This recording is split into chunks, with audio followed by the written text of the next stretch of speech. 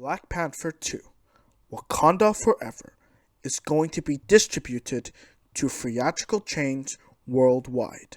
That being said, I think that this is the best time to do what I always do in the cinema courtroom whenever there's an upcoming blockbuster, filled with anticipation and hype. Go over any expectations I might have for that movie. In which case, my top 3 expectations for Wakanda Forever, and they involve the following. I expect Wakanda Forever to deal with the fallout of Chadwick Boseman's, otherwise known as King T'Challa's, death. Not only should they deal with T'Challa's death, they must also retain the cultural impact that the first Black Panther movie had, and explore Namor's origin in depth. No pun intended. Let's start with the first expectation that I briefly mentioned, dealing with the fallout of King T'Challa's death in a way that is convincing and serves the story in a riveting manner. I don't want him to just make his death a cop-out. I expect solid storytelling to elaborate on why the king of the most powerful nation on the frickin' planet is dead. What are the consequences of his death? Why is it sudden? What does it contribute to the grand arc of the Marvel Cinematic Universe? Wakanda Forever is meant to wrap up Phase 4 of the MCU, so what is something that this Black Panther sequel can do to utilize T'Challa's unexpected death in a way that fans will have something to take away from Phase 4 as a whole? If the movie can explore that effectively, then it's likely to get a good review from me, because it would then be a clear indication that despite the unfortunate circumstance of Chadwick Boseman's death in real life, the people at Marvel and Ryan Coogler bounced back while they were still having their own time to grieve, of course, and deliver a Black Panther movie that's just as good, if not better, than the first one. And obviously, because it's a sequel, I want it to be better. So we got the first expectation down. Let's move on to the second one. Black Panther obviously carries a lot of cultural impact, and I think that is what made Black Panther appealing to begin with. Now, you might know me too well. I despise political commentary when it's incorporated in my entertainment at all. But I think I can make an exception when it comes to that, with a superhero that's literally called Black Panther.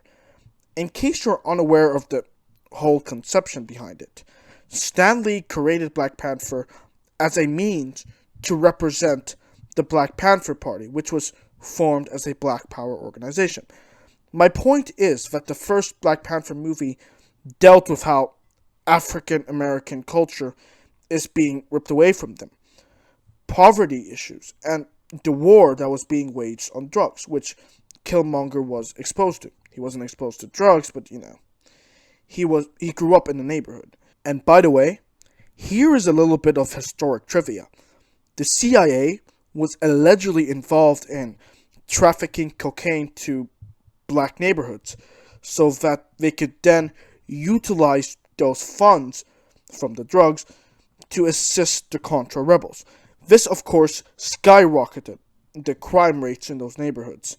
But anyway, that is slightly off topic to talk about in depth, but I mean, the whole concept of Black Panther was to turn all of these real, historic, social, and political issues and incorporate it into the fictional world of Wakanda.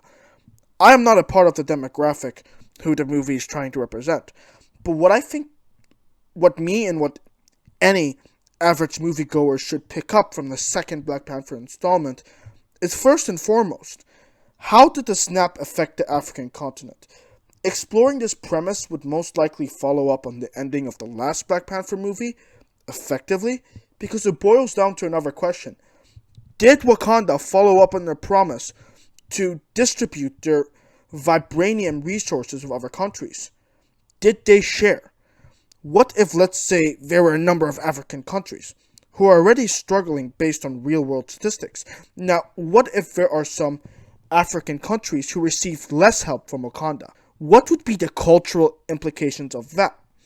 If Black Panther 2 Wakanda Forever explores these themes, then it would be the perfect conclusion for Phase 4 of the Marvel Cinematic Universe. Because, in case you hadn't noticed already, most of Marvel's Phase 4 live action movies and TV shows had been dealing with the fallout of the snap. Perhaps too many times, or the blip, as the characters in MCU like to label it. To have the final movie of Phase 4 bring all of these elements to full circle will definitely appeal to the audience who are invested in the post-blip era of the Marvel Cinematic Universe, and how our characters are going to fully recover from the snap altogether. Especially, and we haven't seen this before in Phase 4, how does an entire nation survive from Thanos' actions? Now that I've talked about my expectation of Wakanda Forever retaining cultural impact like the first installment did, let's talk about one more expectation. I expect Wakanda Forever to use its 2-hour runtime to explore Namor, the first ever mutant to be introduced in a Marvel Cinematic Universe movie, in substantial depth. Comic book readers know this already, but Atlanteans and Wakandans have been known for engaging in heavy conflict. Furthermore, it is not a coincidence that Namor has been heavily featured in the marketing for the Black Panther movie. With that comic book appeal in mind, there's no getting around exhibiting a multi-dimensional portrayal of him. Do they have to make him the center lead of the movie? No.